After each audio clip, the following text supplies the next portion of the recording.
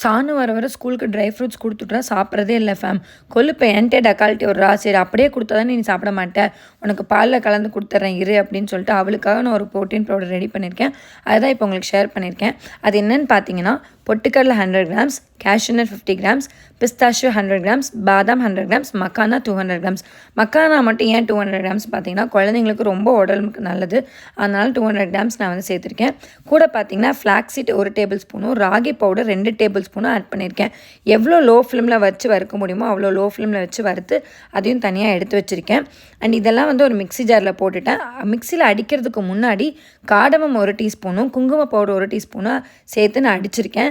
இதை கிரைண்ட் பண்ணிவிட்டு பார்த்தீங்கன்னா இந்த மாதிரி பவுட்ரு ஃபார்மில் கிடைக்கும். ஸோ பார்க்கவே நல்லா இருந்தது, ஸ்மெல்லும் நல்லா இருந்தது. இது அப்படியே கொடுத்தா மேடம் சாப்பிட மாட்டாங்க. அதனால் என்ன பண்ணால் ஒரு கலருக்காக 2 டேபிள் ஸ்பூன் வந்து பார்த்தீங்கன்னா கொக்கோ பவுடர் ஆட் பண்ணியிருக்கேன். நீங்களும் உங்கள் குட்டீஸ்க்கு இதை ட்ரை பண்ணி பார்த்துட்டு எப்படி இருக்குன்றது கீழே கமெண்ட்டில் சொல்லுங்கள்.